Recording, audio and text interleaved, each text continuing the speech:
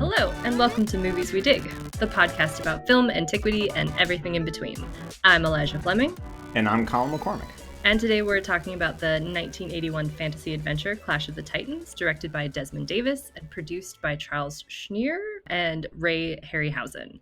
We are also joined today by one of our many favorite guests, Christy Vogler, Dr. Christy Vogler. So happy to have you back with us. I'm really excited to be back and help out with season 2 as much as my crazy schedule will allow me to. So it's like I feel like I'm not necessarily series regular.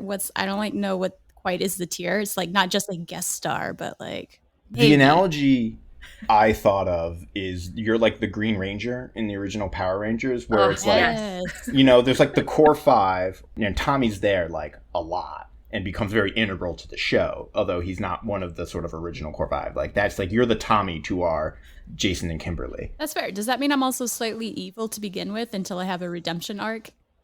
Yeah. Because everybody of course knows, Dr. Christy Vogler is a servant of Rita Repulsa. Yeah, you didn't think I'd just like have Power Rangers lore ready to go? I could follow it to a point. All I know is that there's a problem. A monster shows up, you think you defeat the monster, and then it gets big because they threw a staff at it, and then Mecha shows up, pew, pew, pew, explosion, turn around while explosion happens, and resolution. That's it. That's the genre formula right there. That sounds like very similar to Clash of the Titans, actually. Monster, pew pew pew. Turn around. Yeah, there is a good connect. But yeah, like we were talking earlier, right before we sort of started recording, because we got Christy is one of our many exciting guests, and we do have some really exciting guests. I don't want to jinx it formally, but we got some good guests lined up. Christy among them. Yeah. I don't know. I don't feel if I quite meet up to the upper echelon of some of the people we have coming that I'm really excited to get to meet vicariously via Zoom, but that is the way of the world today. So, well, we asked you first, so that is true. I'm very pleased to be here, and I keep telling all my students, like, you guys, I'm on a podcast. I'm so excited. And I hopefully will get some more listeners there. I do have this really cool, my Greek Civ class is doing unessay projects. So instead of doing a traditional research paper, I'm trying to have my students either create something displaying classical reception or critiquing contemporary versions of classical reception. So I used your guys' podcast as an example of like how you could do that. So hopefully we're going to get some more listeners. Hell awesome. Yeah. Eli, have you told your students about the show? I haven't told mine yet. I'm like a little embarrassed. I don't know why. I don't have a good reason, because I'm not actually face-to-face teaching or even virtually teaching this semester. I'm just a grader for like a really big lecture class because dissertation. So it feels much less personal. I did tell a few of my students last semester, because we had like small group discussions, and like some of them would, stay after and talk with me. And I was like, oh, well, hey, if you're like interested in this, like I do this podcast. And so I feel like it was every now and then I would tell like one or two students. But yeah, I don't know why I'm embarrassed. Are you one of those people that don't like hearing their voices when they're recorded? Yeah. Yes. I don't know anyone. I mean, maybe there are like the chosen few, like those voice actors and like Morgan Freeman and those types who have who like hearing their own voices, but that's not us. You just equated me with Morgan Freeman, which I am okay with, because like I love listening to my voice. I was really tempted to listen to one of the podcasts I had guested on again. It's like I've listened to most of them at least twice, so don't know what it is. I have no issue with my voice. No, that's awesome. Yeah, rock on. I really don't because I have like a nasally, and I have a lot of funny speech patterns that are not funny. I just kind of have a stuttery, I sound like you're trying to turn over an engine, and when I get really excited, I kind of like sputter and start. That's what I'm trying to work on as we get into our new season, and I develop my professional radio voice. I got to troll my students a little bit because apparently I was using big vocab, and it's like, fine, if you think I'm using big vocab today, I'm going to hit you with petulant and acquiesce and And then I literally told them, like, look it up. And they had quite a lot of fun with petulant in particular. I'm teaching Latin right now, and I always drop it. I'm like, oh, this is like this word and this word or something like that. But the one that they were giving me shit for was, I was like, oh yeah, it's like, this is like apes. It's like, if you work at an apiary, like, what do you work with? And people, they're like, apes? Like, I don't know. Like, and I was like, bees. And they're like, who calls it that? And I'm like, I call it that. And they're like, you're a nerd. And I cried. And it was just like not a good tone to set in class. But there we are.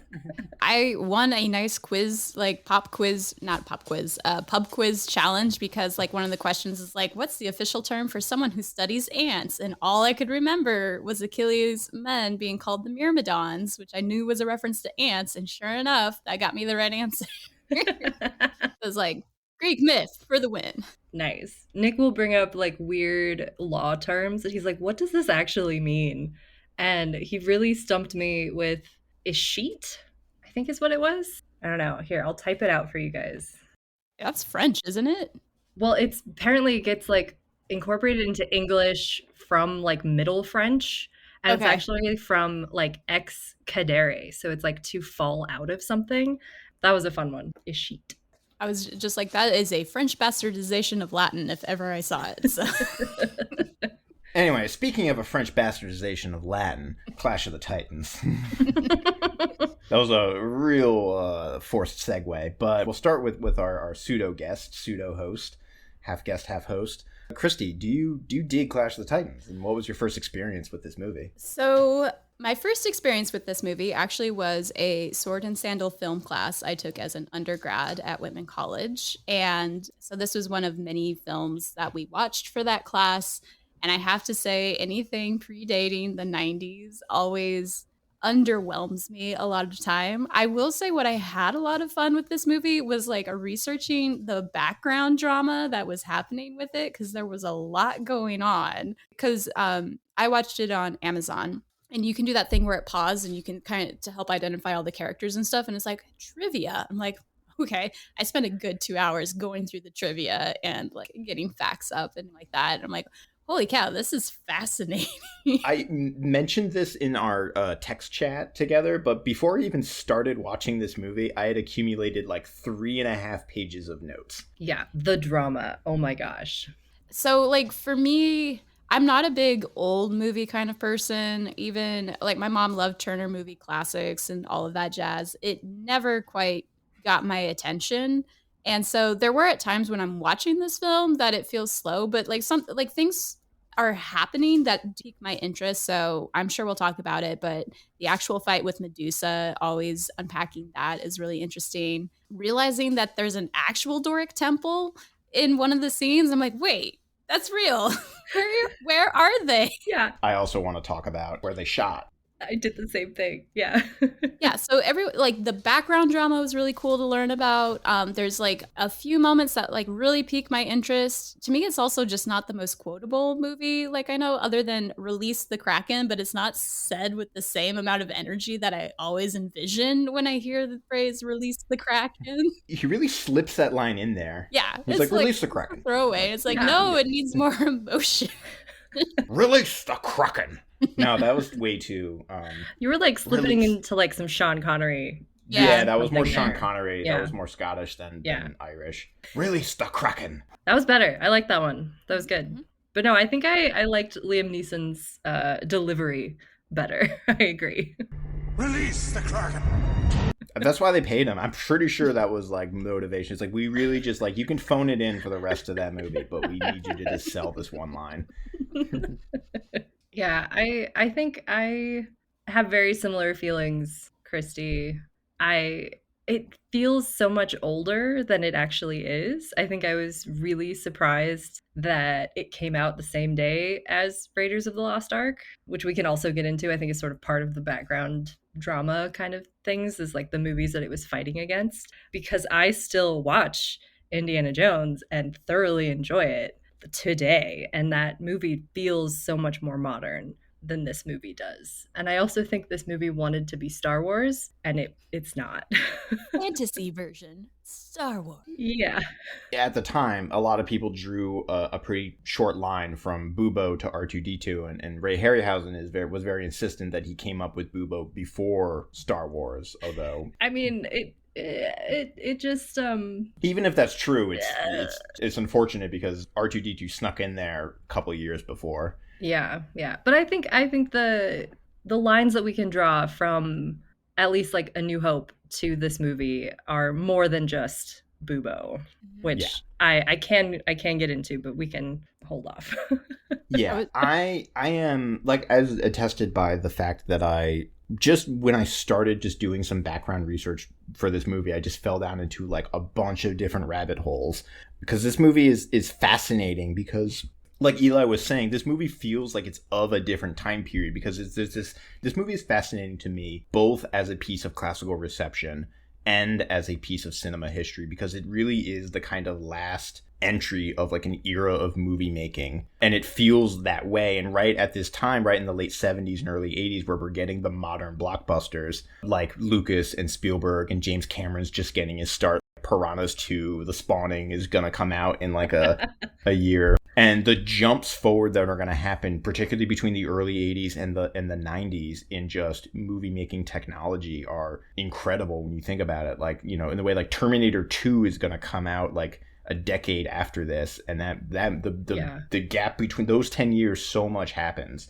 And really like the birth of the modern sort of summer blockbuster like Raiders or any, you know, Spielberg kind of inventing sort of the landscape of Hollywood today, but also as a piece of classical reception. And like I want to get into the way this movie approaches myth. And yeah, it's a movie that like fascinates me, and in that capacity I do really dig this movie because it's just an interesting sort of artifact, effectively, if we're going to lean into our show's theme to sort of excavate and really talk about, because it is, I think, very like, if you were to like uncover this movie, you know, 200 years from now, I think this movie would be really illuminating about sort of the evolution of American cinema in the late 20th century. But yeah, so I don't know where do we even want to start with like the pre-production or just jump into the movie and like go through the plot. Yeah, maybe the plot, because I think I actually really liked what they sort of did with the myth. I feel like they used the story very well, and plot-wise, I think it works. So yeah, it starts with that awesome cliffside dramatic execution where they all get doused by that giant wave, which was hilarious. I definitely made a note because you can see they went to Cornwall to film that scene and waited like weeks, according to Harry. There's an interview where he talks about this, and they waited for weeks for like the weather to be appropriately stormy to get this shot. And so like all the guys are out on the beach in their sort of, you know, uniforms, which show there's a lot of upper male thigh in this movie.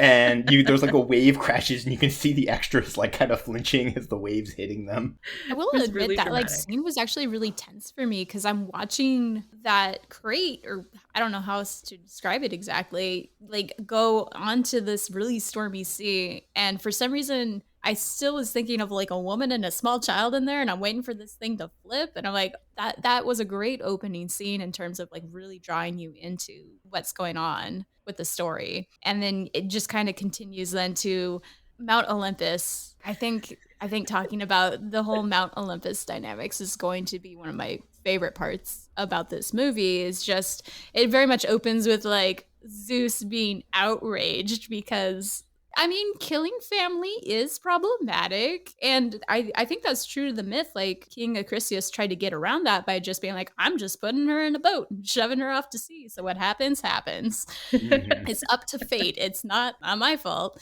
And Zeus is like wholly outraged about it. And all of Poseidon's there. But like all of the women are just like, Yeah, let's get into Olympus because you're right. Like I think it's really on the nose. I think this movie, by and large, like it totally invents, you know, monsters and particular details of the plot. But by and large, its retelling of the Perseus myth is pretty. It plays it on the straight and narrow, more or less. It's a pretty faithful retelling. Just substitute a couple of details, like mostly in and around the monsters, which I want to talk about also later. But yeah, let's talk about Olympus. So there was a deliberate choice by Charles Schneer, particularly. So this movie is produced it's really Desmond Davis and Alan Beverly Krauss are the director and writer, but this is really a Charles Schneer, Ray Harryhausen movie. Like, they're producing it, they're making creative decisions. It's really sort of their brainchild. And the Schneer wanted to hire basically a bunch of like A-list British Shakespeare top billing actors to round out Olympus. So we got Laurence Olivier. He gets the "and" in the credits. So at the very end of the credits, it's "and Laurence Olivier as Zeus," which you can always tell, like, when a movie does that, they're really like calling their shot, like, haha, like, look who we got. And Laurence Olivier, we got Dame Maggie Smith. She might not have been a dame at this point. I don't think she was, no. Apparently it was her friendship with Laurence Olivier that actually got him on the show. So thank her for that addition. And she was, at this time, married to the writer, Alan Beverly Krauss. So she becomes a dame in 1990. And yeah, so they got Laurence Olivier, who was at this time really reaching the end of his life. He was apparently very ill at this time, and he had to, like, between takes, he had to, like, rest and recover, and you'd lean on Pat Roach, who I think was playing Poseidon. Hephaestus. Yes. Hephaestus. And he would say, "Let me draw some of your body strength, dear boy." So that was kind of one of those really touching things that was happening behind the scenes that was really fascinating. I think this is Laurence Olivier's last performance. It's the last performance and production for a lot of the actors and people involved. There's an anecdote that Claire Bloom, she signed on for this. Claire Bloom, who plays Hera, that she signed on because Lawrence was signing on. She's like, "Oh, I heard Lawrence was doing it, and it was only 8 days." And so they're like, which, like, you know, like, all right, yeah, 8 days work sounds great, right? Yeah. So, like, the gods are, like, rounded out with these, like, A-list Shakespeare actors. And they even, Desmond Davis was hired by Schneer and Ray Harryhausen because he had directed Shakespeare, and they wanted that, like, sort of tone for the gods. There's almost like a pomp to the gods. I don't know how else to describe it. I remember from the film class I took forever ago, like, there was a discussion about how there was actually always an emphasis on casting gods as Brits, basically, to get that accent, to somehow distinguish them from the mortals, for American audiences at least. It's like, oh, they're high and mighty, therefore they should have a British accent. And then you have your hero be kind of a American, all-around American guy. So, like, whoever played Captain America, one of the Chris's. Chris Evans. There's too many Chris's. Profane, and this is coming from a girl named Christy. Like, there's too many. But, like, it'd be like casting him today to play Perseus or something like that. Yeah. So. They were gonna hire, because Harryhausen at this time, he mostly lived in Britain and, like, worked in and out of Britain, and he spent all the rest of his life in Britain. And they were gonna cast a British actor, and there was a fear, like, we don't want to, like, estrange American audiences, or, like, we need somebody more, like you said, like a sort of all-American, like, corn-fed type. So enter Harry Hamlin. So we get this bit from Zeus where he's like, oh, like, you know, Chryseus can't do this. This is wrong. Which is, I think, the original point I was going to make at the very beginning, which is true to mythology, in that Zeus is the god who administers justice. That is his sort of department. Poets and sources will always, like, when you're appealing to an issue of justice, you're in Zeus's realm. But then, as Christy knows sort of very quickly, all the other goddesses are like, but... The, like, major eye roll vibes that you get from all of them there, it was so tense. It was really good. I was just gonna say, I love the, like, almost frenemy relationship between Hera and Thetis, because it's like that also feels really true to mythology. It's like they're always cautious of each other because of their relationships with Zeus, but, like, overall it's one of the few women or females that Hera gets along with because she didn't sleep with Zeus. So I like that a lot too. Yeah, and there's this whole, like, if you can imagine the, like, dynamics on Olympus where we've known each other for thousands of years, presumably, or, you know, eternity, and, like, Zeus is Zeus, and we know what he's like, and the goddesses being in the, and, like, there was, like, a weird moment, which I think I would just, like, this is a thing that is more of a product of its era, where Thetis was like, he tried to ravish me as a cuttlefish, which is, like, played for laughs. And but when you think about it, like, that, like, opens a little curtain to, like, a very dark aspect of mythology, but it's just sort of played up as a joke in that scene.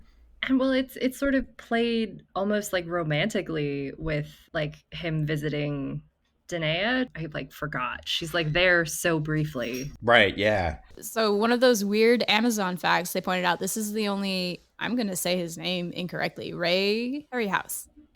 This is his only film that actually includes nudity. And one of those is Danae, but they're actually showing her not sexualized, but breastfeeding. And I'm like, wait, this is actually a decent representation of the female body. I think there's one other maybe nudity scene where you might see someone's posterior. Yeah, when Andromeda is getting out of the bath. Mm-hmm. Mm-hmm. So like that one was like, all right, it took it too far that time. You had me for the little bit of nudity you showed, and then you just nice try, guys. Nice try. But the gods and the goddesses, we get a little bit of Poseidon, but he's mostly just there to go down and let the Kraken out. Yeah. It's also one of my favorite scenes is him underwater releasing the Kraken. I don't know how they did that, although that's a whole other thing. The goddesses are the ones that kind of like, and this is Thetis's main beef, where Thetis is like, well, like, why does your son get so much special privilege? And I mean, the short answer is because it's Zeus, and he's not exactly impartial, I should say. He's not exactly impartial with his favoritism. And yet, he still actually gave a good an actual good justification. It's like, well, let's look at what your son's done lately. He killed all my Pegasi. Yeah. I liked the like eco-critical element that came on. Like, I'm also a big sucker for like eco-criticism, but like, yeah, he killed literally every living thing he encountered and like depleted the land and was like just a kind of a tyrant all around. It seemed like a legit excuse. Yeah, no, it's like reasoning. I don't know. I'm kind of on Zeus's side for once. Oh, yeah. But also like maybe it'd be better if we just like killed him, because he sort of creates so much trouble throughout the rest of the movie. Yeah, so Calibos is one, a creation of this film, and two, he's one of the main points of departure with this and the remake, which we've talked about on this show already, but we're going to talk about at the end, because in the remake they combine Calibos and Acrisius, which at a certain level makes sense for narratively to like have like a sort of antagonist all the way through. Which, by the way, we didn't even talk about the destruction of Argus. Oh, should we do that real quick? Because I actually loved that. Well, like, let's put a pin in it, because I love, like, Zeus, like, picks up, because in the original, Acrisius is dispatched relatively quickly, where Zeus picks up this little toy, which is another aspect that carried over into the remake, where he's got all of his little toys of mortals, and he just kind of crushes them, and I guess, like, gives Acrisius, like, a heart attack or something, like, right then.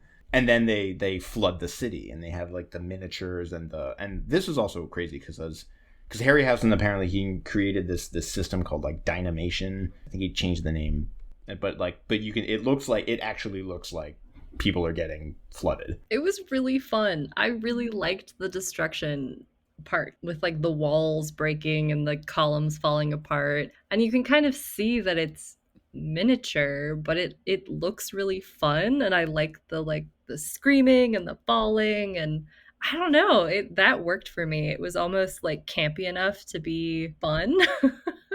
I was on board. I liked the destruction sequence. Yeah, I was just thinking that so part of when the class I watched his earlier work was Jason the Argonauts, and I had talked to a student, and I think it goes back a lot to our earlier comments where there is not, as far as I can tell, like a great jump from that really early movie from the 60s, I believe, to what was being produced here in the early 80s.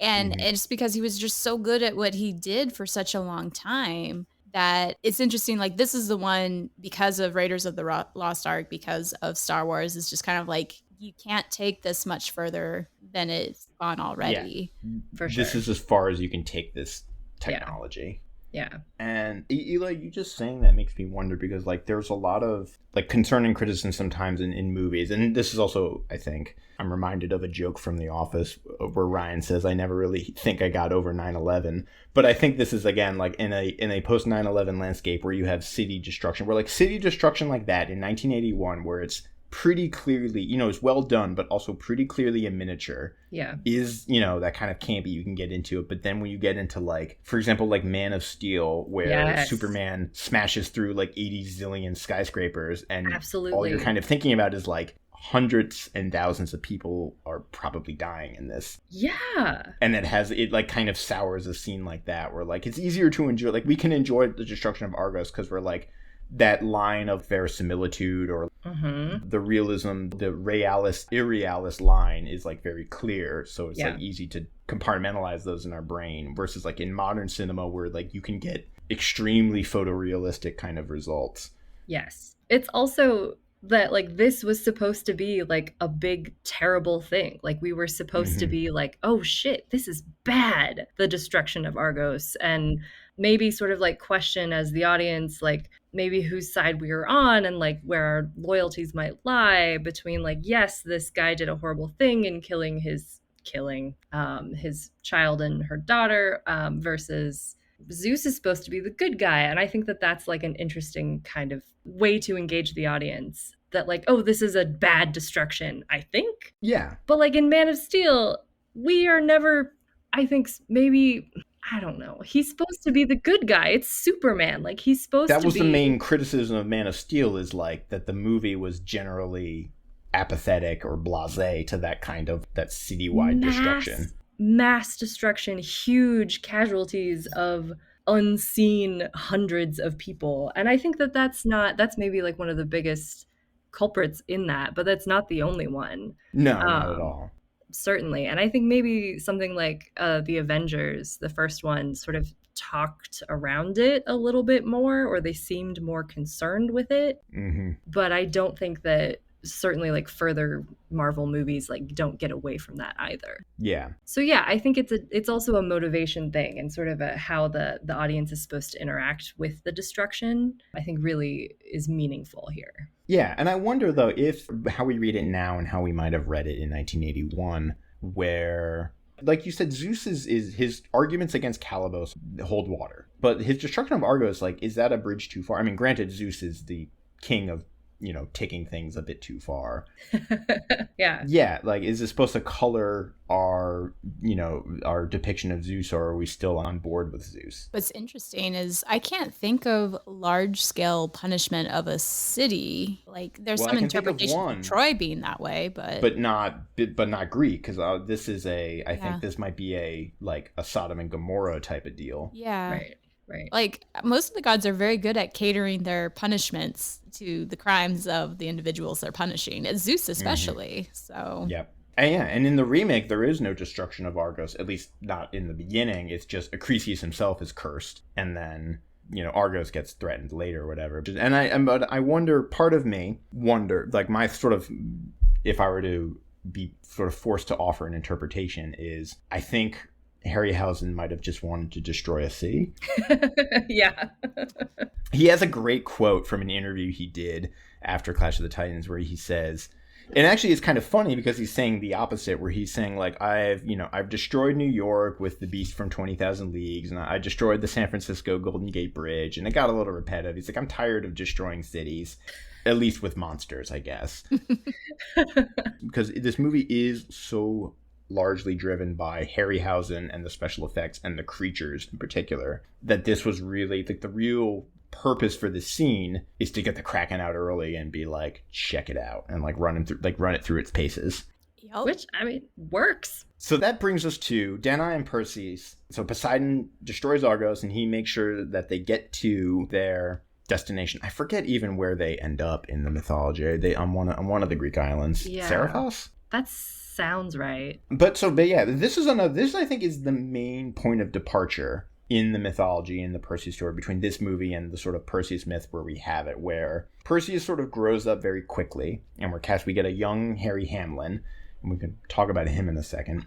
And in the movie, well, so in the myth, nominally, there is the local king, Polydectes, I think is his name, because his name has something to do with like many gifts. They have everybody's named very ironically, because Danae is rescued by a man named Dictys, which just means net, and he's like a fisherman. And then Perseus grows up sort of with this fisherman, and then the fisherman's brother, who's the king, wants to marry Danae, and then in the sort of myth, at least I think as we get it nominally, the Perseus tries to sort of stop the marriage, and the king is like, well, if you give me Medusa's head, maybe, that would be a good gift. And really that's a way to like get rid of Perseus or get him killed. But in the movie, Thetis just teleports Perseus into Joppa. Which I was like, really?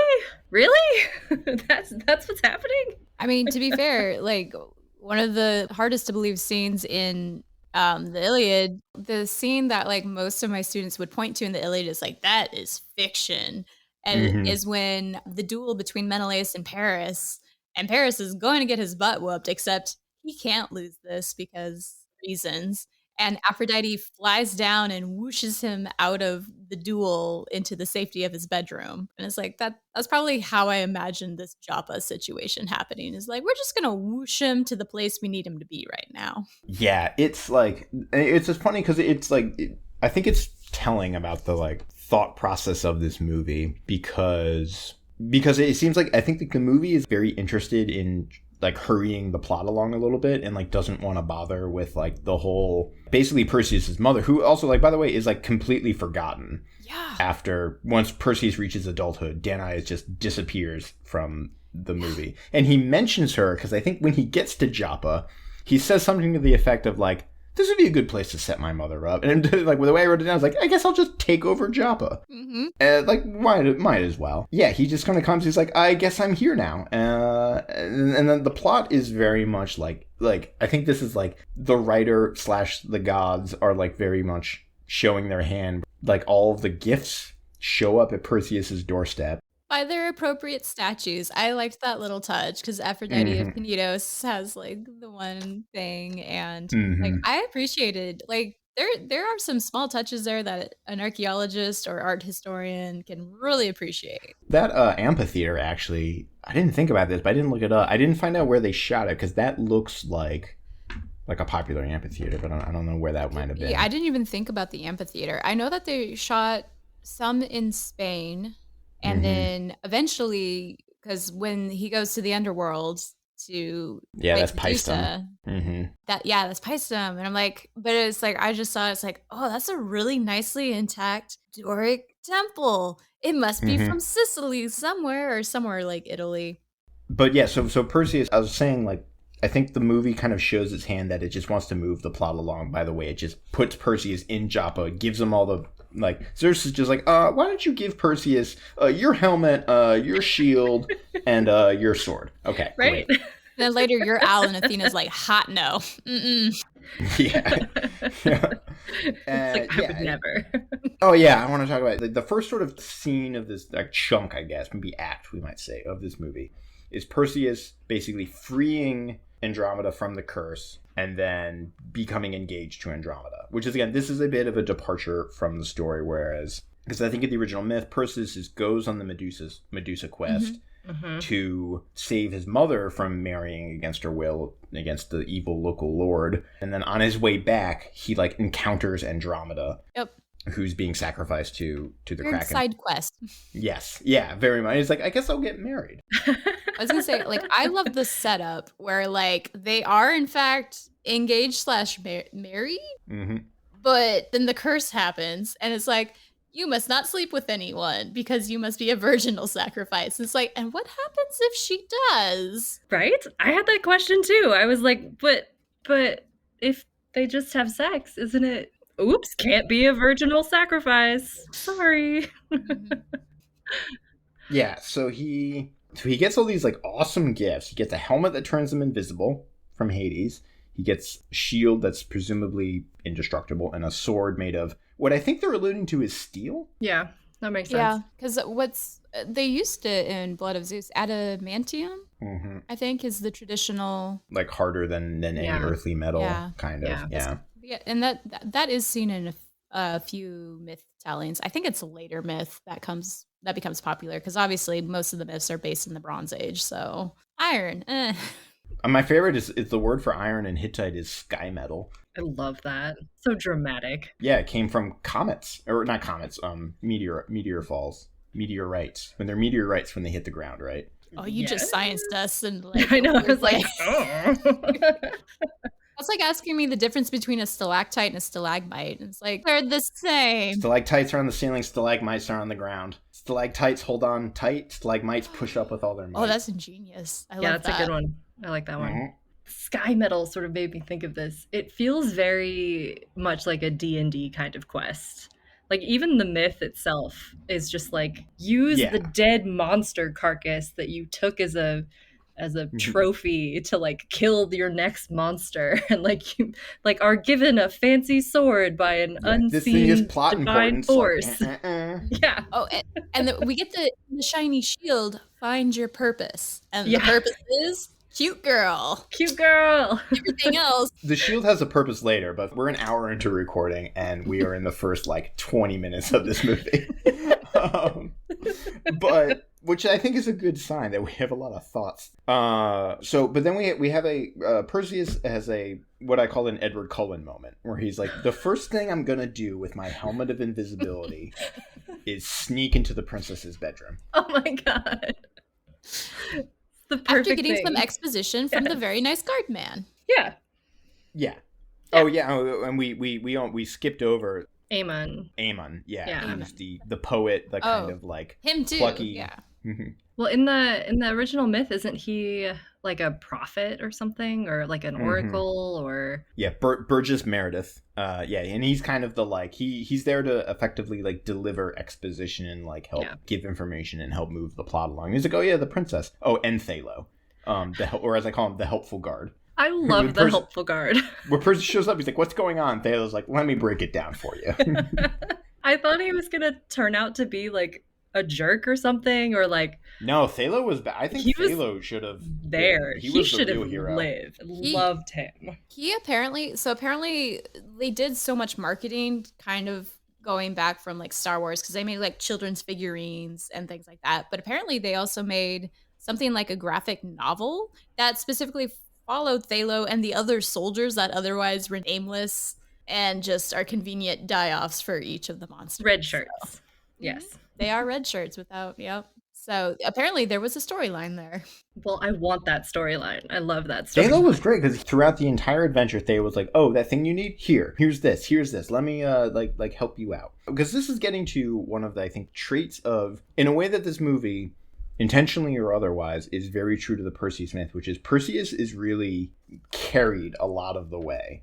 Mm-hmm. He gets all the awesome gifts. People are really helping him out in big ways. They're telling him where to go, giving him the things he needs. Mm-hmm. There's a certain, like, dare I say, like, lack of agency in this Perseus that I think, like, this probably wouldn't fly in a more recent movie, because we would say, like, Perseus is a very passive character. Yeah, but I think, it even works very well for the myth itself, where, the character is more like a cipher than anything else, right? It's like, we are all the young like hero who wants to do the right thing, and it's so bland and it just lets everything happen to us instead of making us make decisions, which I guess is slightly different than how I'm thinking of like A New Hope in Star Wars, where like Luke makes a decision. He chooses, he says, I want to learn the ways of the Force, but there's a certain irony I think that you're hitting at, where Perseus is in many ways the original hero's journey, or not maybe the original, but one of the earliest sort of concrete iterations of hero's journey, Hero with a Thousand Faces, that whole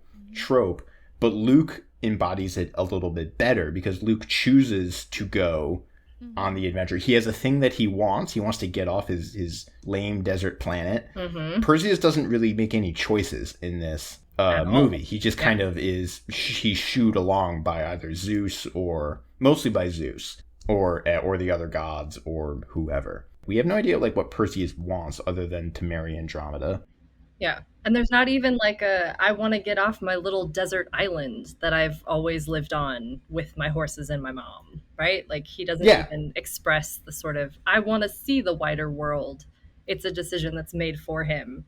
Even I think Zeus says something like, it's time for you to experience danger. Yep. Again, A New Hope came out 4 years before this, where Perseus is kind of that, like Luke really is doing Perseus better than Perseus, where, Perseus could have been like, this island is lame and like, I need to get out of here. And like my mom's in a shitty situation, like this whole thing. And like, but like this Perseus is just like, I don't know, like, yeah, like I loved Andromeda the minute I met her. Also, before he ever got dropped off in Joppa, he's falling asleep on a beach, which enviable. we'll say. Yeah. Yeah. It seemed like he had a really sweet life Yeah. before he got dropped off in Joppa. He was just riding horses on beaches Yeah. and just hanging out. And Zeus kind of says something to the effect that he's like, oh yeah, he's good looking, he's young, what more do you want? So now that we're on Perseus, can we get into some of the background of Harry Hamlin and all of that? Yes. Did you guys realize that apparently one of the possible candidates for this role was a young Arnold Schwarzenegger? What? The story is Schneer and Harryhausen. They come up with the concept for this movie. They have a sort of screenwriter on board. They go first to Columbia, and they were like, $15 million, too much. Then they go to Orion Studios. And Orion is like, we will fund this, but you have to cast a certain young Austrian bodybuilder to play the role. To which apparently Schneer said, we can't do it because the part has dialogue.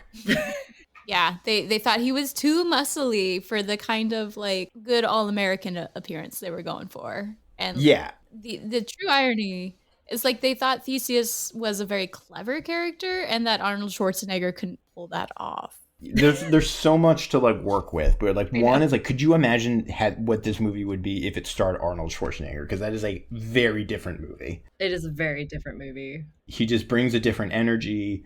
I mean, he was in Hercules in New York. He was in that movie like right around this time. Mm-hmm. He got casted to Conan the Barbarian soon after, which does seem very appropriate. So. Yeah. But yeah, I mean, that could you imagine Perseus like Andromeda? I kind of love it. There's such a different energy to that Perseus. Yeah. Which in ways I like can't even wrap my heads around.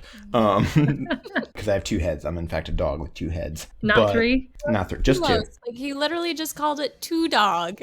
I have him in my notes as double puppy. Double puppy. Oh Lucky is puppy. Dioskilaki. Oh, three heads was too much. All of this animation or stopgap animation that they're doing, a third head was too much. So bring it back to Perseus. So one was Arnold Schwarzenegger was almost Perseus, which is just a different beast in and of itself. Two, if you want to talk about background drama, a baby is born out of this movie named Dimitri Hamlin, which I love. Harry Hamlin was romantically engaged with Ursula Andress during the production of this film, and then Dimitri Hamlin was born right before this movie, or right after, excuse me. Dimitri Hamlin was born right after this movie stopped filming. Which I just think works so well that Ursula Andress was Aphrodite. She has only it just one makes line. Me so happy. She's barely there. She's just like, Well, I kind of love how campy and serious but silly Harry Hamlin was as Perseus. He just has this like kind of dumb glazed look in his eyes that like really like worked for me. I don't know. I was like, yup, that's Perseus. Yeah, that was that was what I thought was the irony of being like, Perseus is a clever hero, and I'm like, nope. No, he seemed a little slow in the uptake. Yeah. I mean, even in the first, to like bring it back to the plot, like the whole thing with Andromeda is that the suitors have to solve a riddle, otherwise they get burned at the stake. That's the rules. That's the rules. But Andromeda is so beautiful that you'd risk it all. And Perseus only can solve the riddle. This is kind of an Oedipus kind of thing. But the difference is where Oedipus just figures out the riddle, Perseus cheats. Well, I mean, maybe it's cheating. It's cheating when someone other than Perseus does it, but when Perseus does it, it's fine because he uses his invisibility helmet. He follows Andromeda because every night she gets picked up by this giant vulture that takes her to Calibos's lair, where Calibos gives her a new riddle. And we get this scene between Calibos and Andromeda, and Calibos gives her the next riddle, and then she goes and she gives the riddle the following morning. Which I guess leads us to do we want to talk about Andromeda or Calibos first? Calibos, please. Yeah, let's do Calibos. I at first was like, who is this person? Why are we adding this character? Like, I don't care. But he was such a highlight of like this kind of like creepy weird goblin creature that I was like, this is fun. This is, again, campy. Played by Neil McCarthy. And he did an excellent job. And they originally weren't even going to have Calibos have any lines, right? And so he was only going to be a stop motion figure. But then when he needed to speak, they were like, okay. Yeah, he is a combination. He's part stop motion claymation. Yeah. And he's part sort of a guy in a prosthetics. Yeah, so I think it's only from like the shoulders up that you see him, and so it's like only from the shoulders up. And I think sometimes you could see there's like weird paint on him. I feel like the makeup in this movie was not, which we might come back to with the Stygian witches, because I was like, the makeup is a little bit odd. I will say Andromeda's look, loved her makeup for the time period. So well, her hair was incredible. Yeah. But okay. But Calibos, I thought was a fun, actually, like it seemed to work really well, and it was kind of maybe like a thorn in the side of everybody. He keeps popping back up and like ruining everything, and that's such a, I don't know, it was good. It was a good The thing villain. is, like, Calibos was kind of smarter than Perseus. Like, Calibos definitely gets the drop on Perseus many times. Hell yeah. He steals Pegasus. He, like, surprises Perseus. Like, Perseus is always kind of caught with his pants down when Calibos comes around.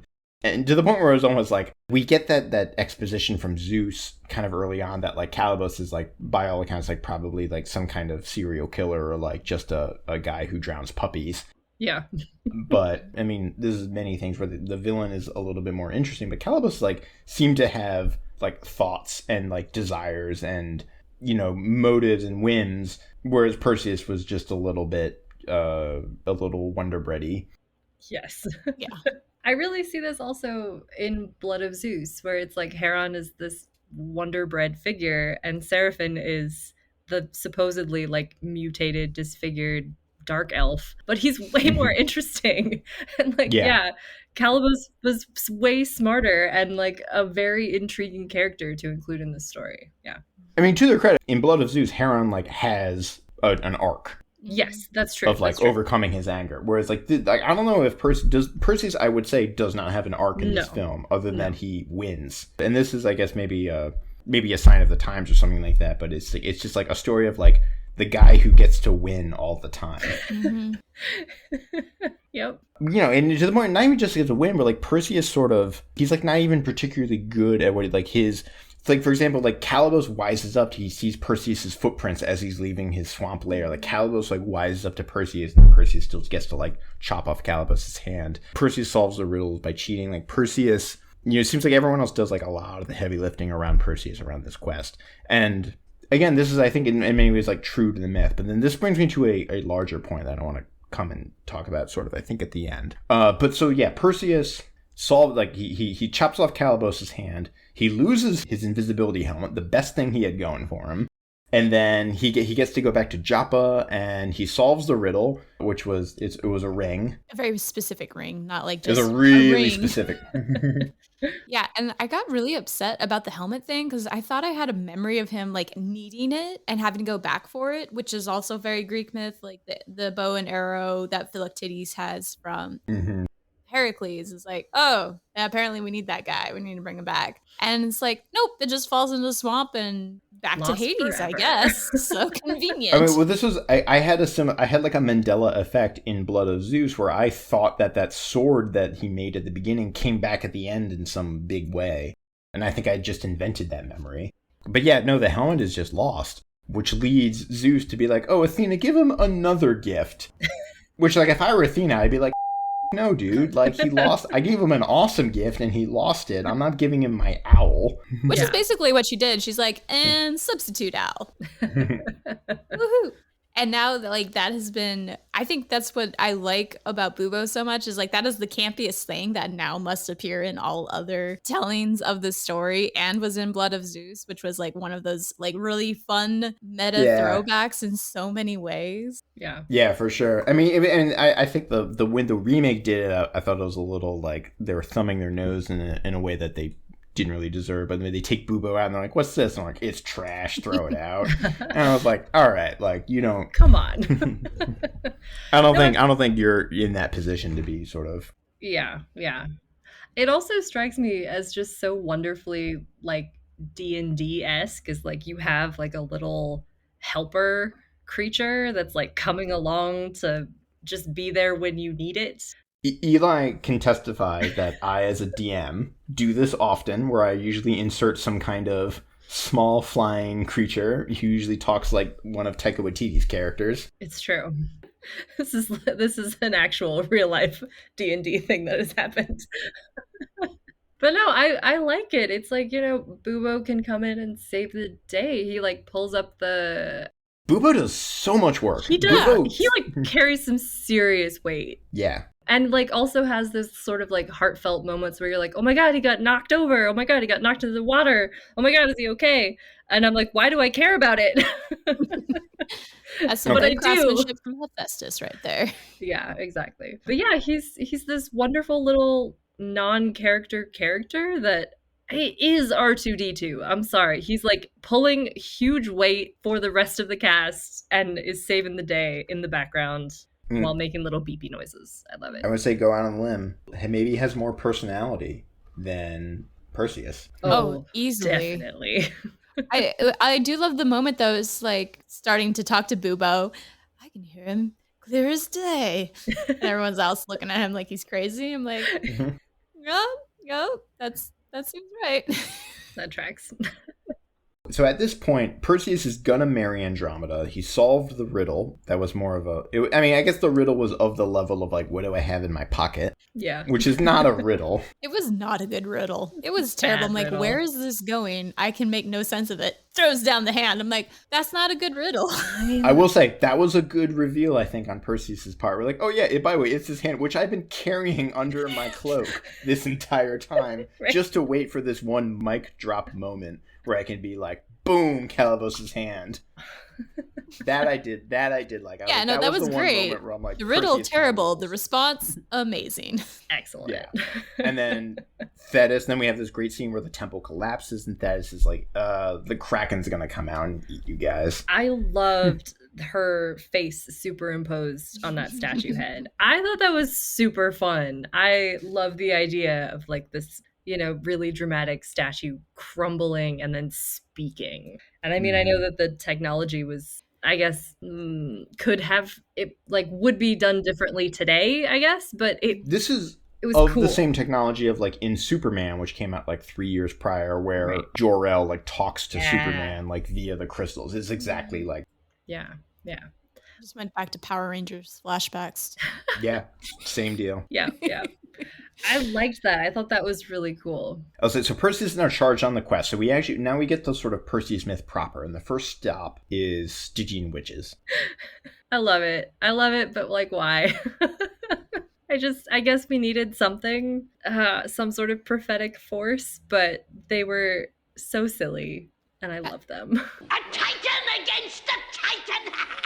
But first you must win Medusa's head. That's true to the myth, though, right? Because Hermes delivers the gifts. Wait, that's what I'm trying to remember now, is I know that they pass him the information to get Medusa, but I think they also tell him how to use the gifts. I can't remember either. I loved the Stygian witches. I thought they were great. I loved how they like were shoving that guy's hand back into their cauldron. We're like, no, we're going to eat you later. It's fine.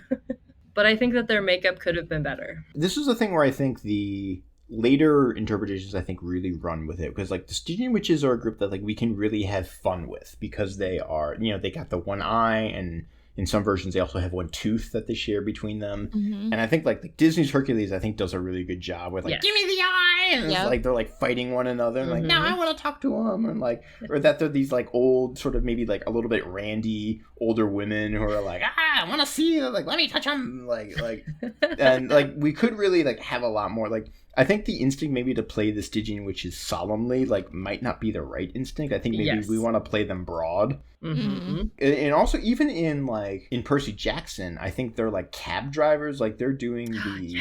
they're the equivalent in Percy Jackson of, like, the night bus in Harry Potter. Mm-hmm. But they show up in the cab, and they're, like, driving the cab, and then they all turn around, like, who's driving the car? And they're, like, it's, like, that kind of thing. But, yeah, it seems like we could have gone hammier. Yep. That was my note. It was like, we could have gone way hammier. Yeah, I feel like they were played pretty straight. And I don't know, it was really distracting to see just like obvious like makeup that stopped like, right at their The eyes. holes in to cut. It's like if you're gonna make them not have eyes, there's got to be better ways to do that. And the eye itself was just like it was like a jewel. Yeah, it was a crystal ball. It was just like a crystal ball, which I was like, this could have been grosser. Like they were in such like a kind of grody place, and they had like, you know, the cauldron of ick with the hand in it, and there were like bones on the floor. I'm like, we could have really leaned in to like the grotesquerie here and had like a big actual eyeball. Like that would have been really fun. I was just gonna say that it feels like, to me, what so much of the movie is to showcase special effects or like weird things you can do with the camera. And so like looking through the eye had that prismatic effect when they're so it's like I feel like that was the choice, is we're gonna make the eye look like that so we can do this cool thing with the camera and not actually it's an eyeball. Like that makes sense. This is maybe jumping forward, but I'm thinking like the sort of weird creepiness of the Stygian witches versus Charon, who is just a skeleton, like an animated skeleton, which I think worked really well. It was very fun and like freaky, which is maybe easier to play solemnly, just like a hooded skeleton. Yeah. But I feel like the grossy, icky part. This is a bit of a weird touchstone, but I'm thinking like, so in this, talking about like weird and grotesquerie, a year from now, a movie is going to come out called The Thing by John Carpenter, which I think about when you think about the jump between the Stygian witches and The Thing, which like also I recently learned The Thing, when it came out, audiences and critics hated The Thing. It was like panned universally, and it was only until later that it became like a cult classic. But like the grotesquerie of The Thing is like so, I mean, we're talking about just like the pivotal point that like Hollywood movies are in at this period, where like I guess maybe we buried the lead a little bit talking about Harryhausen, because we're going to talk about the monsters now, but like that like Hollywood, I think, is about to make like a light speed jump in terms of digital and practical effects. Yeah. Yeah. Well, I love The Thing, and I feel like that uses not only the practical sort of ick factor, but has so much of that cinematic like dread feeling that even when they're, you know, on the boat with Charon, it's like it's still too campy. And so I think that's such an interesting line that this movie is on, from like a year away from it's wild to think about like this movie. I think Clash of Titans is like so interesting to me to think about in like the other movies that it came out alongside with, like we said at the beginning, it came out on the same day as Raiders of the Lost Ark, but yet we see it as like of a different era, because in many ways it is. And I guess we didn't really do a due diligence, but Ray Harryhausen was the special effects genius of movies from like 1951 or something like that, 1950s, all the way until this was his last film, and then he retires, and he passed away in 2013. But he was a giant of the movie industry and special effects, and this is a point where this movie is coming out now, where the people that Harryhausen himself inspired, like Lucas and Spielberg and James Cameron, are themselves starting to make movies now that are like going beyond and like pushing blockbuster popular cinema in directions. And so, which is why you watch this movie and you kind of feel like this movie feels like you don't think about this movie and Star Wars or Indiana Jones as like being in the same kind of like era, but they absolutely are. But this because this is kind of the bookend of a chapter in sort of Hollywood special effects tradition. And there's right now, so like ILM, Industrial Light and Magic, which is George Lucas's special effect company, is starting up. They started up a couple of years ago, and they're going to do Star Wars and all the Indiana Jones, and then the Terminator movies, and then Jurassic Park, and like getting into digital effects and using computers, and then just like, you know, that's going to change the game for the next until now. And I lost where I was going with this rant, but just like, this is why that's like really a big part of why this movie feels like it's just a sort of almost like an artifact. Yeah. And this is why I think it's so interesting as like a movie to talk about sort of critically, or like if you were to uncover this movie decades or centuries from now and be like, this is a really pivotal point where like it's like almost, this is maybe a weak analogy, but like vase painting in the ancient world, where you shifting from different technologies, different painting styles, different color schemes, and you can really date something by like, well, at this point they actually They go from painting the red pot with black slip figures, and then they reverse it and they start doing red figures with black slip on the outside or something. Like the technology and the technique changes, and it just jumps forward into like the next era. And there's like and you can use it to like delineate. And like, so this is almost like in many ways like the last bastion of like red figureware pottery. But most of the movies going forward are black figureware. Or no, other way around. Sorry, I did that backwards. This is really like the last bastion of like black figureware pottery. And going forward, the movies are red figureware pottery. I think that's a great analogy. Yeah. Yeah, no, it's a great analogy. And I'm just going to say it's a shame because apparently a sequel movie titled Force of the Trojans was pitched to MGM in 1984 and we never got it. There was promises, there's rumors. So in 2018, the Ray Harryhausen Foundation came out and being like, we found a bunch of like archives and material in, Harryhausen stores. And we have there's one website that says that Beverly Cross is writing the script, but Beverly Cross died in 1998, so he's definitely not writing the script. So in 2018, there was like, whoa, we're going to do Force of the Trojans. It's going to be in this Harryhausen, this classic style, which again, like, I don't want to like come off too sort of derisively against it because it was so phenomenally important and like was foundational in like Hollywood. Like even like we mentioned Lucas and Spielberg and Cameron, but like Guillermo del Toro and all of these sort of I had like a whole list of directors who are like proteges of Harryhausen. Mm-hmm. Like all of like modern special effects in many ways is Harryhausen's legacy. Mm-hmm. And there's I don't know if any of you watch Gravity Falls or have seen Gravity Falls. Yep. Oh yeah. There was like a Harryhausen tribute episode where the characters, like they basically find like effectively Ray Harryhausen, name someone else. But then like the conceit is like all of his claymation monsters like come to life. Mm-hmm. What? And they have to fight like a Cyclops, but like a claymation Cyclops and claymation skeletons. Apparently Harryhausen loved skeletons, like, and this, we can talk about this in our Jason the Argonauts episode, but like one of his most interesting, he was like, would it be cool if somebody fought a skeleton?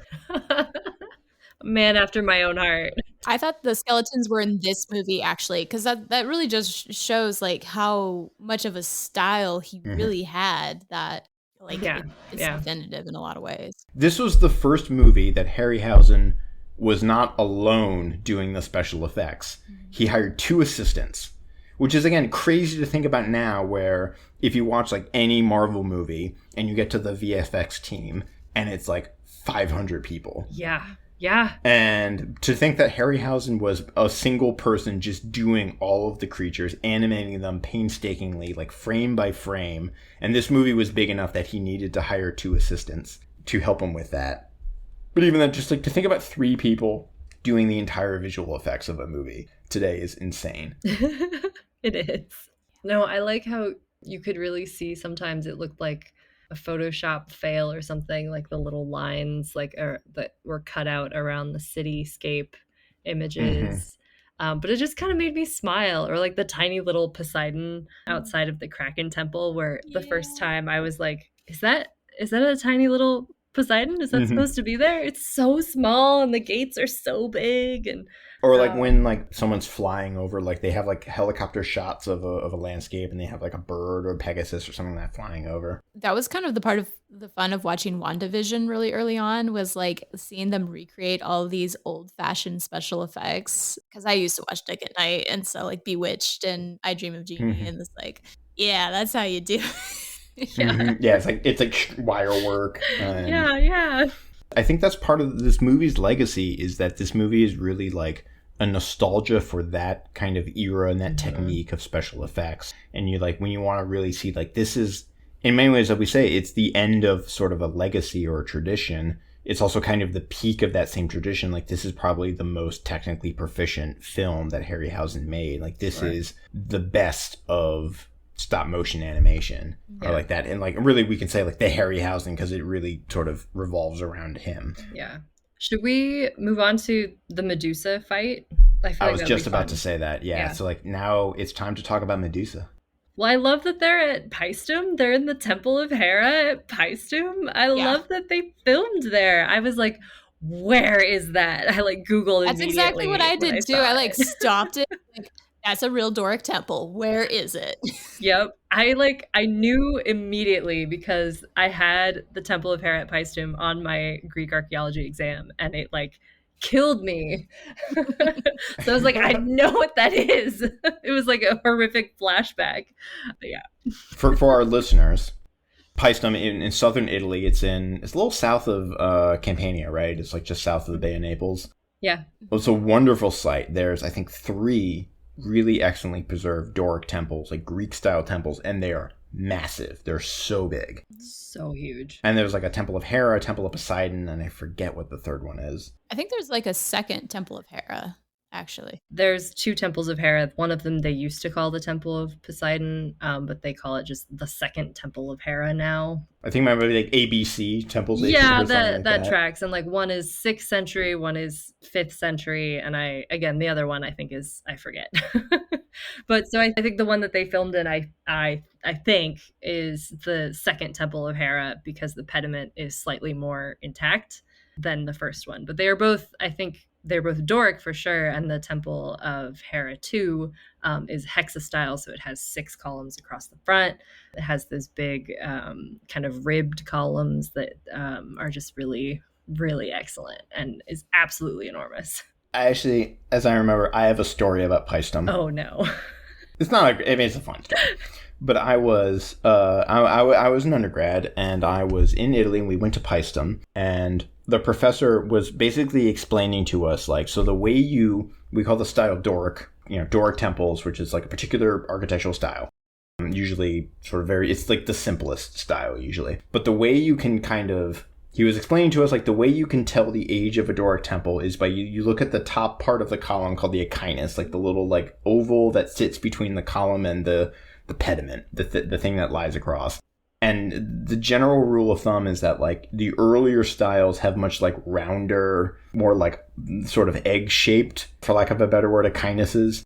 But he was like describing, I don't want to say his name on air, but the professor was describing, it's like the really old styles is like there's a deep groove and you can really get your whole like 1, 2, 3, even your whole fist in there into that groove. And we were all standing around as he's like giving the most like sexually like innuendo laden description of this like architecture and like the style and shape of this column.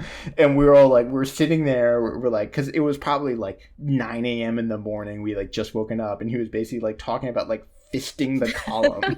And we were all looking at each other like, what the is happening? This is like a weirdly like sexually charged lecture. And it's like, that's not like how I read, like that is like burned into my memory. And like after, I remember we all left, and we like were like kind of walking around and exploring the temple, and we would come back to each other like, did you like, yeah, like did you hear what I heard? Because like I heard it was like kind of horny. It was like that was like the horniest lecture about a temple I've ever heard. That seems appropriate for Greek architecture, I must say, though. I mean, you go to Delos, they literally have flying penises on the tops of columns I'm pretty sure it's for Dionysus at his temple. So like, yeah, why not? Incredible. I love it. So anyway, yeah, they filmed at Paestum. Then we get 2 monsters. Again, I think the plot of this movie is largely driven by like what monsters we want to work in here. Yeah. So we had Dioscelos, or as I like to call him, Double Puppy. Although, as Christy rightly informed me, Skelos is just dog, puppy is Skilaki. Skilaki, little dog. Kitten is Yataki, which is also a personal favorite of mine. So, well, yeah, I mean, they get attacked by the 2-headed dog, but they couldn't have a 3-headed dog because it would take too much time to animate, right? Like, it was like, we don't have enough time, so it's just 2 heads. Well, yeah, and the 3-headed dog, to quote another sort of popular YouTube channel, is it hard to get by the dog? No, it's barely an inconvenience. Because one of the red shirts that goes with Perseus gets gets killed by the 2-headed dog. And then Perseus is, during this whole fight, he has to get his sword back from a snake. Mm-hmm. Yep. But they like kind of blow past that relatively quickly, like minimal red shirt. Yeah, as we said. Yeah, I kind of blinked and he was gone. Yeah, I'm like, okay. And we're down to 2. Then you're down to like the boss fight, right? And like... Yeah. Then we have exactly 2 guards to tell us exactly 2 things. Which is 1, that Medusa has a bow and arrow that she'll shoot you with. And 2, that she can turn you into stone. Which is all we need to know. It's fine. Yep. Let's establish these facts. Yes. Yeah, so I am excited to be in the Medusa scene finally, because apparently Harry Hamlin actually stood up for the authenticity of the story, which still isn't quite as authentic as we would like it to be. But apparently they just wanted him to throw his shield and behead Medusa that way, because they thought an actual decapitation by sword was going to be too violent. Simpler times, I guess. But and like Harry Hamlin was so upset. He's like, you can't kill Medusa that way. So he locked himself in his dressing room for days and like convinced other crew members that it's like, no, we need to tell the right version of the story. So they actually changed that part of the script to have the fight play out the way it did. Incredible. So I was like, I liked that. Like, thanks. Good job, Harry Hamlin. Yeah, because that part of the story is really true to the myth. He uses his shield as like a mirror to see behind him, to actually conduct the fight. Yeah, which is great. That's the part that's not like really accurate either. And I bring this up in Greek myth and Greek civ classes a lot, is like, how do you guys know remember the fight between Perseus and Medusa? And like it usually involves the shield either like reflecting and turning her into stone, or like some kind of active fight. And it's like, incorrect. She was asleep. He had this helmet. He snuck up on her and chopped her head off and then fled. Not very cinematic. But yeah, that's not how I remember it. That is, she and her two sisters are asleep. Whoa. I mean, this movie is probably one of the most iconic depictions of Medusa in popular culture. Probably the most iconic. I mean, this movie invents the look that this movie goes with Medusa is probably the most sort of like perpetuating. And I just wanted to shout out on Twitter, Amy Hines Scott, who we'll link in the show notes, had a great thread just the other day about sort of the film history of Medusa, and that like the snake body, her having a snake body, really starts in this movie. And yeah, like Chrissy was saying, like we need to kind of invent this fight involving like the shield and the goons that get decapitated. Yeah. It's so funny that that's how I remember the fight. And I'm like wondering how much of that is just like basically the cultural remembrance of this movie. And it's also just a reflection on like, you know, when you really look at the stories of heroic acts, like how many of them would we consider today that heroic? And like most of the time they're not. They're taking advantage of a situation, of a vulnerability in this case. And it's like, yeah, it doesn't look good to just kill a defenseless sleeping woman and run off. So we have to make her monstrous. We have to make her threatening, right. Like actually threaten his own life. So it's okay to do all these things. And I think it's interesting the Greeks didn't see it that way. Like you don't have to justify heroic acts as they're portrayed, because you are a hero just because you are noble and you are doing these things. Therefore, anything you do is heroic. Yeah. Shoveling horse poop out of the stables is heroic. Get a whole labor out of it. And like this movie acknowledges the inherent tragedy of Medusa's situation a little, like because Ammon says, like he massages the story a little bit. He leaves out a very key detail of the myth where he says Medusa slept with Poseidon, but he's really massaging it because as is presented, particularly in Ovid, but elsewhere, that Medusa was raped by Poseidon and then punished by Athena and transformed into the sort of snake-headed stone vision monster. We get like really close to like acknowledging Medusa's humanity, and the remake does this as well, where it does mention that Medusa was raped by Poseidon, and then the remake is in some ways the remake is almost, it's like a weirder turn, because it's like they tell a very compelling and sympathetic story, and then they're like, all right, let's just go chop this bitch's head off or whatever. Like they say something like almost those exact words, or it's like, don't look this bitch in the eye. That's what it was. And that just has this like weird whiplash. Is like, did you just hear the story like a minute ago? Yeah.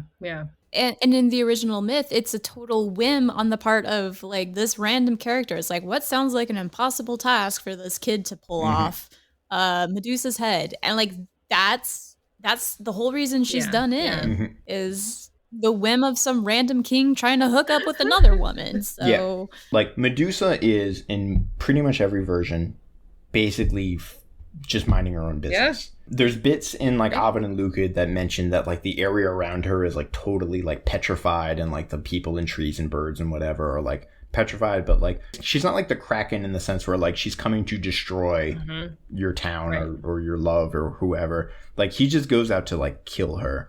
And I think like this is many sort of recent generations, and there has been in the last several decades, I would say, even going to like Helene Cixous, where it's like Laughing Medusa, like a reclamation of Medusa as a sort of, I mean, not just a feminist icon, but among other things, a feminist icon of like, this is kind of up. Yeah. Well, and like the other component of her story, because she has two sisters, she's not really sisters. There's two other Gorgons who do the exact same thing. But the reason Medusa is targeted is because she is mortal. The other two aren't. So she's the only one you can kill. Right. Well, truthfully, I was really surprised at how sort of late in the game the Medusa fight happened.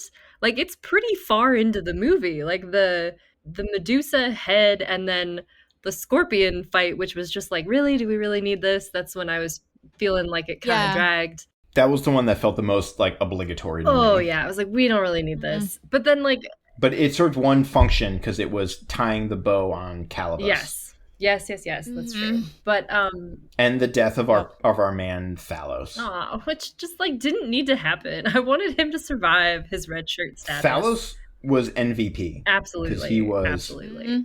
But it's like 20 minutes left in the movie, and we still haven't had the Kraken battle. Pretty much. And it was really, it seemed like the end kind of really rushed down to that line. Yeah. But it was like, it was all action. I kind of liked how it was, Perseus is rushing to like get there and make it back. And they were always talking about the time. We're like rushing against the clock. We have 30 days. That worked for me. This movie, it's longer than I thought it would be. It's almost 2 hours. It's basically 2 hours. Yeah. And I think part of that is like it's the beginning part and the beginning, middle, third, like maybe the first act, like kind of, because it kind of seems like it takes like 30 to 40 minutes for us to get to really the main quest. Where we're also, we forgot to mention that like Andromeda is there for the quest for like part of it. Yeah, I think that's what kind of happened in the movie too. It's like, oh yeah, Andromeda. She's here. Well, I was sort of excited for a moment. I was like, oh, she's advocating for herself. Like, she's like, I want to come with. Like, I'm going to do this with you. I was like, cool. Maybe she'll get to do something. And then, no. Nope. They pull a Theseus Ariadne move right there. Just leaves her in the middle of the night. At least they left Ammon with them. Or she's like, don't worry. Got a nice poet guy to take you home to be sacrificed. You're welcome. So, the Kraken fight, my background at the moment. So in myth, it's just a Cetus or something like that. Just like a generic sea monster or like or a whale. Or it was, it would be a little bit different if Andromeda was attacked by Free Willy. But Yep. Also, I think that would have been terrifying in its own right. Have you guys watched the Twitter? I'm going to be off tangent for a moment. There was a Twitter video where a poor little seal got on a boat with this one lady, and she starts to panic, and it's swarmed by orcas. You're like, oh my gosh. And she's like, you need to die, seal. That was really terrifying. She doesn't say that, but she's like, I don't take know one for the team, seal, just like. So after watching that video, I feel like a whale instead of a kraken, if it was an orca, would have been legit. So no. I have like a weird fear of like large things in the water with me that I can't see. So that's not a weird fear. That's a totally rational fear. A legit fear. But like being in the water with something larger than you, I think is a perfectly reasonable fear. But if you ever depending on the body of water into the ocean and been like, oh shit, there's like very possibly something super large and I can't see it, and then like freak yourself out. Like, I have two thoughts. I get freaked out when my foot touches something because basically I read about, as a young kid, I read a lot of animal books. This is going to be no surprise to anyone who knows me. No surprise. But that there are, like, for example, lionfish and stonefish. Stonefish are the ones that freak me out because they're fish that camouflage themselves to look like rocks, and they're incredibly venomous. And like they will sting you and it's like, like if you step on one and it's like they have like deadly amounts of venom. I was always petrified of like stonefish and super poisonous jellyfish and things like that. There was like, I could just be walking and like step on like an incredibly poisonous animal and not realize it. Well, I feel like it does like depend on where you are, because like my ocean experience is off the coast of North Carolina, and you can like look up like the great white sharks that are tagged like show up, they'll like ping, and we sort of would look on our phone every time we went swimming like, what great white sharks are off the coast today. It's like George. Or Catherine is one that we saw a lot, yes, but like being in like lakes in Minnesota is different, because there are enormous We got to worry about fish. Loch Ness monsters. But yeah, it's like I'm more worried about the crazy snake monsters than I am about, you know, just the big fish. I don't know. Well, I think at the very least, since you brought up the term and we got on whales, like we should just point out, like the Kraken is not Greek myth. That is Scandinavian and some Norwegian, Swedish, Norwegian. something. Yeah, I'm pretty sure it's Norwegian. Yeah, the sea monster that destroys Argos was derived from Norwegian mythology. In Greek myth, the monster is called Cetus, a whale, but we get Kraken, which was more equated with a giant squid. And I think that's how modern, yeah. like, that's For how sure. we do The design of this creature, and also the remake, the remake has a lot more tentacles. Yes, it does. Admittedly. Although it's kind of similar to this, where it has like a sort of anthropomorphic like head and body, and then its lower section is like in this one, its lower section is like fish. Yeah. Although it has multiple It arms. looks like in some of the shots, it's an actual fish, right? That they've filmed. And so it's like its back half is sort of positioned to look huge, but it almost looks like something between a fish and like an alligator. It has like big, you know, scaly something. And then it comes up, to that sort of out of the water. It almost looks like an ape. It has like, but like with 4 hands. Yeah, I was going to say, the still image that we've been staring at for almost 2 hours now, it has a nipple. And I'm like, fish don't. Ergo, it's a mammal. It is. It must be a mammal, right? Ugh. Just, well, it has very like, it's very reminiscent of the creature from the Black Lagoon, like the gill man. Yeah. Like it looks a lot like that. It was kind of creepily human, and I think that that's what really worked for it, as it being a scary monster sort of monster design, is that it was disturbingly human. It was like, I remember when the hands came up out of the water onto the rocks, it was like 1, 2, and then 3, and it was like, ugh, gross. Yeah, it was like that sort of like inhuman reaction to something that is so human, that I think works really well for this. It takes advantage of the uncanny valley, right? It does. And I mean, that's what Greek myth does with their monsters a lot of the time, too, is like there's something slightly human and familiar, and yet it's truly terrifying because there's something not right about it. So I think they did a good job in that regard. I also think maybe it went very quickly, like, you know, is very close to the end, and there seemed to be no real tension once Perseus got there. I think the whole tension was, is he, I guess he fell in the water. Yeah. Which is where I lost my patience with Perseus, where he drops the fucking bag. He like can't get it open. He's like fumbling. You had like, Perseus, you had one job, and you were flying here to do the Kraken. You had one thing to do, and you screw it up. And you know who has to come and pick up your slack? Bubo. Bubo has to come in and rescue. Bubo should get to marry Rama. Agreed. Yeah. And in the remake, they do the thing where they, like, to sort of prolong that scene a little bit. Because, again, like Eli said, he's got the head. All he needs to do is show the head to the Kraken. Like, see, we got to, like, stretch this out, you know, get our money's worth. And so in the remake, they have this whole thing where Hades' sort of imps grab the bag and fly off with it so we can have, like, a chase. But in this one, it's just like Perseus just drops the bag as he's trying to get the head out. And then it's Bubo who has to... By the way, also, I learned in an early draft of the script, the Kraken was going to rip Pegasus apart. And then that was deemed like that's too violent. I agree so with they that. took that I out. agree with that. Yeah. No. Yeah. I think that would honestly just turn everybody off to Perseus. Yep. It'd be like, Just like Pegasus is the one who gets to go on and have an adventure with a whole new hero. Anyway, you can't kill Pegasus, just like you can't kill Menelaus and Troy. Like, why would you do that? So Perseus drops the bag, too prolonging accident, but then he just gets it out, and then it's like it's still like it's one and done. Yeah, it's over so quickly. It's like we know that it's gonna happen. It's almost like they're really trying to prolong it, as you've said, with this sort of like, oh, whoops, because we kind of know it's like it's gonna happen. This is the ending. There's not as much tension, I felt, in that scene as there was in like the Medusa scene where he's hiding behind the column and he's really tense. And I feel like, we always know that the hero is going to prevail in a movie like this, but that scene felt more climactic and like end of movie than the Kraken did. Yeah. Again, the most tension I felt was the opening scene and hoping the crate wasn't going to flip over with the woman and child that I knew weren't in it, but like, I was really worried.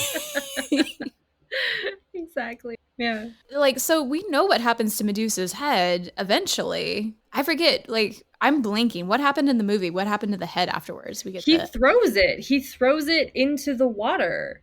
And I remember thinking, that's like, what I thought. Dude, you don't want to save that for later? It's like the best thing to have on hand ever. Because, like, yeah, so, like, Chris is alluding, like, Athena takes the head and, like, embosses it in her shield, I guess. The edges. And there's, I think, an allusion to that where, like, when he's fighting Medusa and he has the reflective shield and her image seems to be, like, burned into the shield. I feel like that's almost an allusion to that, but... He also, before it went to Athena, he, in the original story, just to, like, flush this out, he finally heads back to hometown and is like, hey... You tricked me, Acrisius. Dead. Yeah, he goes to the suitors because, like, what's his name? Polydectes or whatever. He was going to marry his mom. Oh, right. And then he goes to the wedding party. He goes to the wedding party and he's like, get wrecked, losers. And it's very, like, Odysseus-esque where he goes back and there's all these men with ill intentions. I think that's why I liked that story so much versus, like, that, like, it came full circle. Like, it was the true hero's journey because you do have the return home as the hero having completed, like, the original task because the whole point was to go get her head and here it is. Here it is. That leads me to, I think, what should be our final kind of question discussion topic, which is if you were to retell, because the Perseus story, like we mentioned, is the sort of original text. It is the sort of template for the hero's journey. But if you were to adapt the Perseus story, what beats would you sort of do? What would you do to the Perseus myth if you were going to, like, adapt it to in this day and age? Going back to, like, Medusa being, like, a feminist icon and everything, I think it would really be interesting to actually look at this from the perspective of the women, both monstrous and victim, in however way you frame it, because I think that'd be really fascinating that all of these women are in some capacity being saved by Perseus, but or targeted by Perseus. So how do they actually feel and experience that? I think that could be really interesting because it flips on the head, again, this idea of, like, this is the hero because that he does heroic things versus like all of these people who are involved in that story. Are those acts really heroic? Like the thing about this movie, going back to, like, the guard pointed out, it's like, is it really an interest in Andromeda, or is it an interest in the fact that, because he tells us we'll inherit the throne, we'll get all this power by marrying her. So, like, you're never even like, okay, him being sleazy and watching her sleep, you get the idea. It's like, okay, maybe it's about the girl, but, like, the initial interest, because he's just like, why are all these people getting so involved? Like, what's going on? And then he hears about the line of the throne.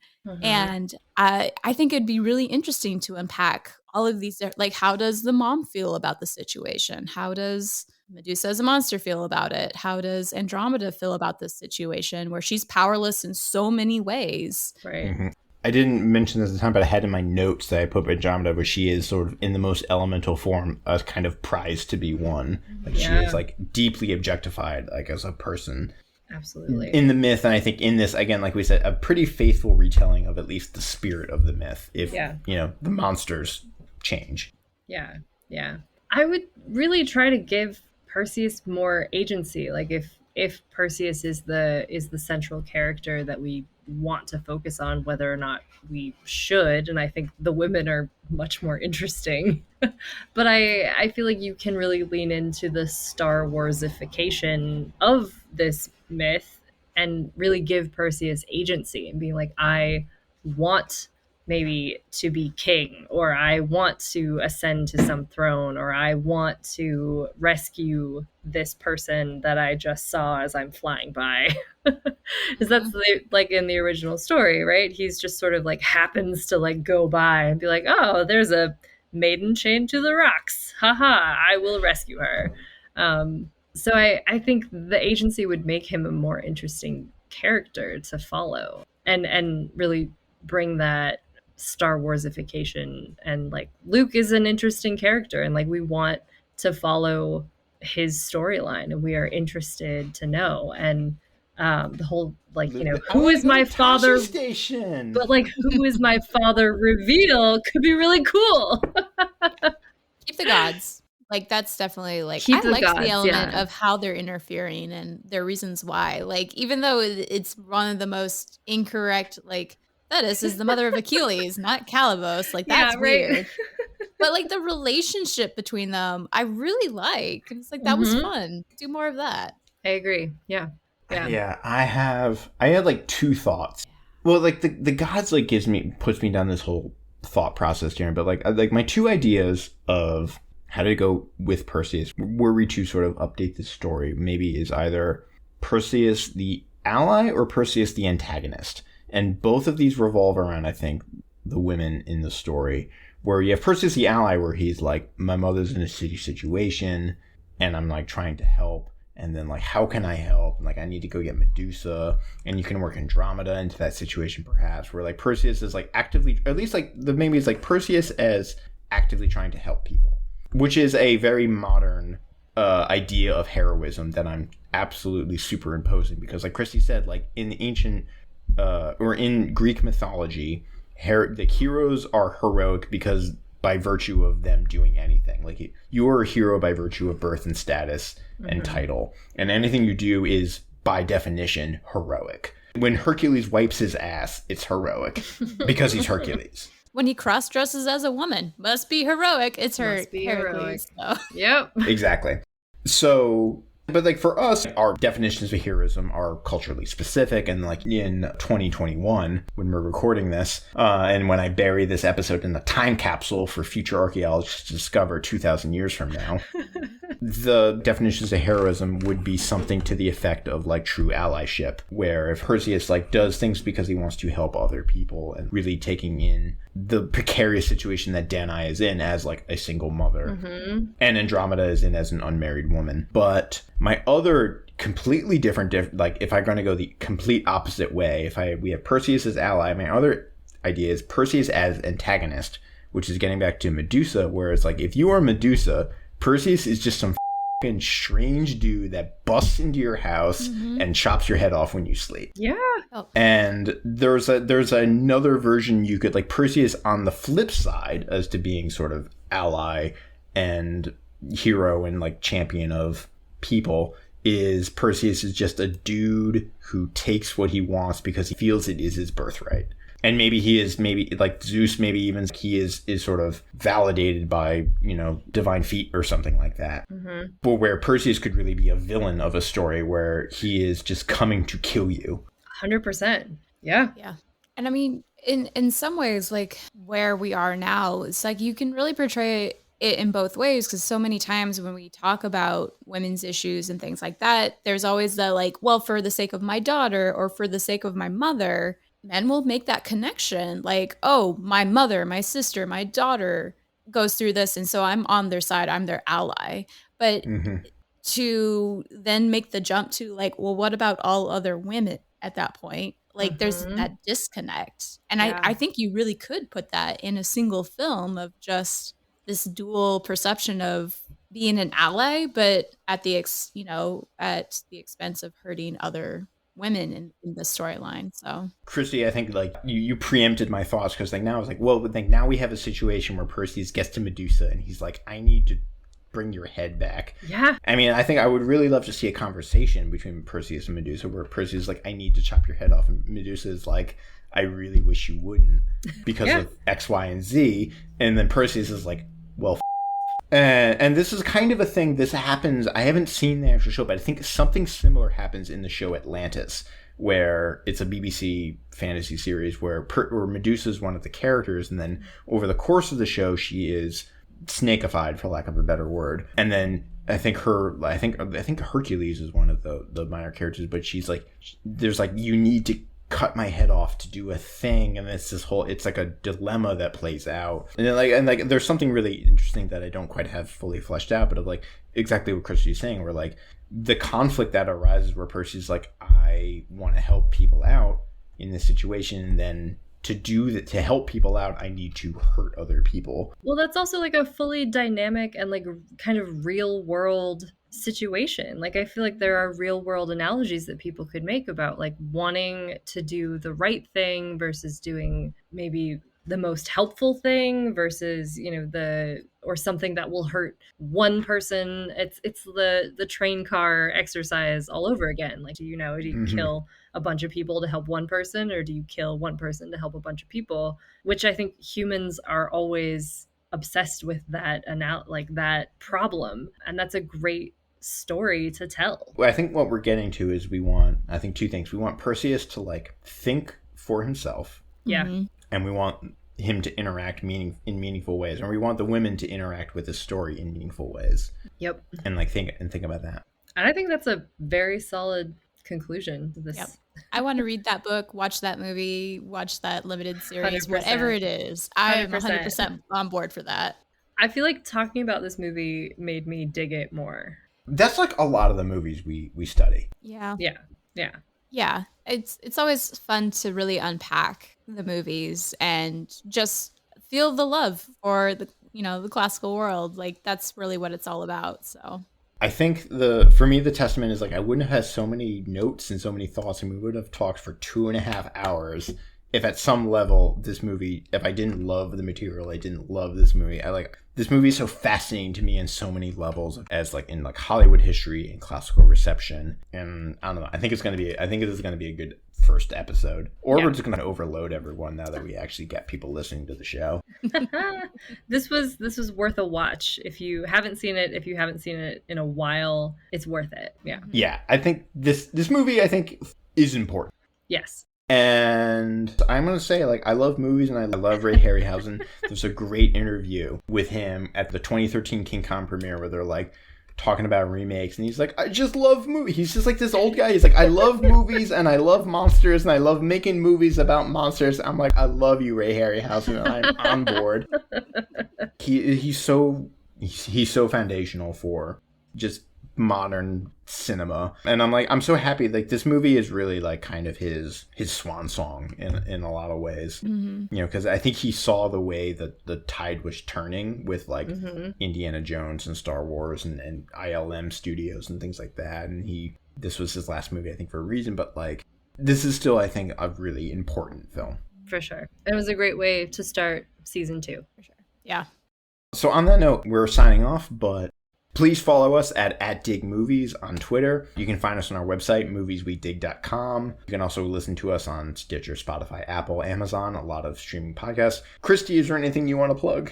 I think going forward, since you guys are trying some new things, I think we should do Hadestown at some point, which is a Broadway musical about Eurydice and Orpheus, and it is awesome. So just throwing that out into the universe because I want it to happen.